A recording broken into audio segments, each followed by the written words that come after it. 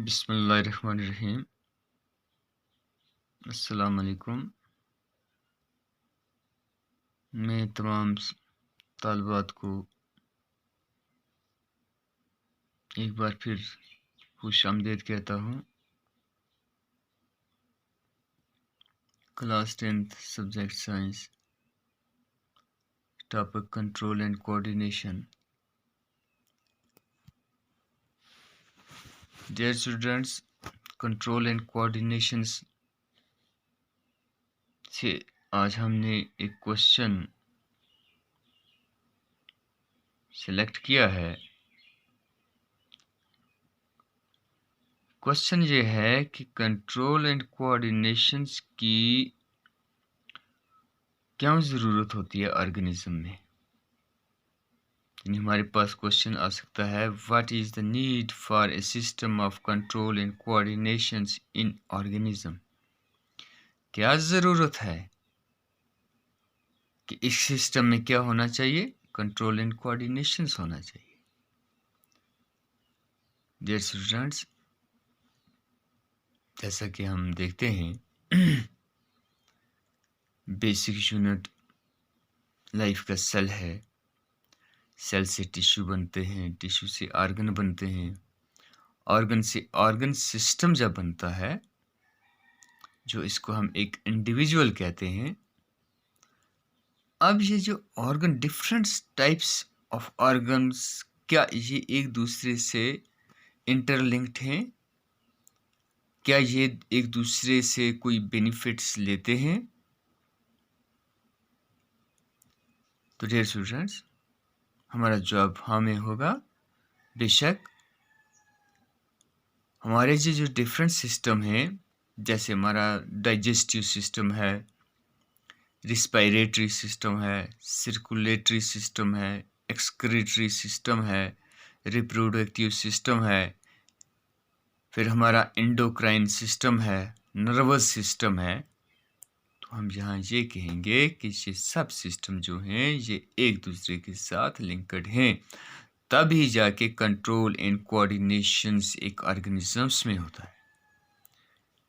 So dear students, in an organisms, all the system and their various physiological processes are closely linked and dependent on each other. यानी हमारे system के अंदर जितने भी physiological process हैं ये एक दूसरे के साथ जुड़े हुए हैं और एक दूसरे से पर ये डिपेंडेंट है, इंसार करते हैं। लुक हियर, एक एग्जांपल देते हैं हम। यानी हमारे पास एक सिस्टम है, डाइजेस्टिव सिस्टम। अब क्या हमारा डाइजेस्टिव सिस्टम रिस्पायरेटरी सिस्टम से जुड़ा हुआ नहीं है? हम कहेंगे नहीं, ऐसा तो नहीं है। रिस्पायरेटरी सिस्टम्स बिल्कुल जो जुड़ा हुआ है, उसका बेनिफिशियल है किसके लिए? Digestive system. रिस्पायरेटरी सिस्टम वो मदद देता है डाइजेस्टिव सिस्टम को और डाइजेस्टिव सिस्टम मदद देता है रिस्पायरेटरी सिस्टम को। तो इसलिए हमने कहा कि किसी भी ऑर्गेनिज्म में जितने भी सिस्टम हैं और फिजियोलॉजिकल प्रोसेस हैं वो क्लोजली लिंक्ड हैं, जुड़े हुए हैं और एक दूसरे पर इंसार करते हैं। The working together of body organs and their activities in an organized manner in the organism for a particular aim is called coordination. अब coordination है क्या कि जब बॉडी के ऑर्गन एक ताल में एक साथ में क्या करें, एक्टिविटीज करें और ऑर्गेनाइज डिफरेंट मैनर को ऑर्गेनाइज करें एक ऑर्गेनिज्म के अंदर, तो उसी को हम कोऑर्डिनेशंस कहते हैं। यानी the workings together of body organs and their activities in an organized manner in the organism for a particular aim is called coordination.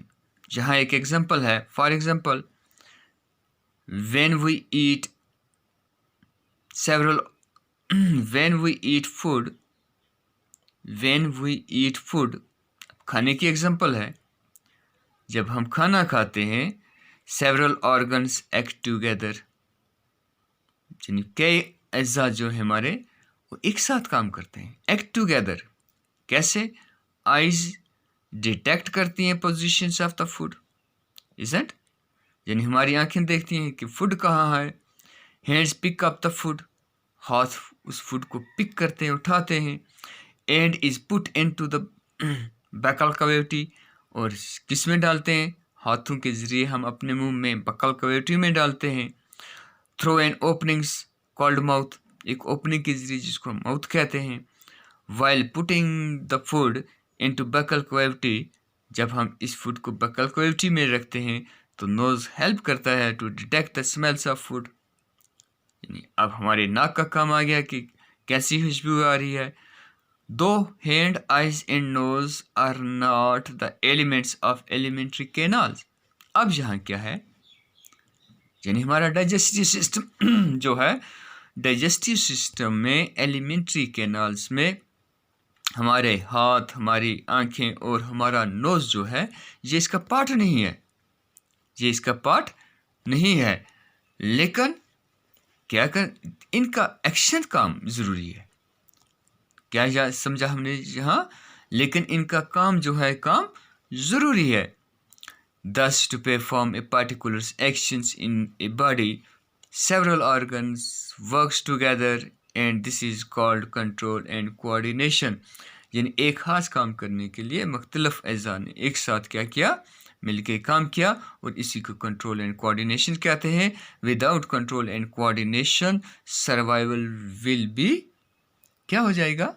शाबाश, विल बी डिफ़िकल्ट, यानी कंट्रोल एंड कोऑर्डिनेशन के बगैर हमारा जीना मुहाल हो जाएगा। तो हम इसको समराइज़ कर लेते हैं।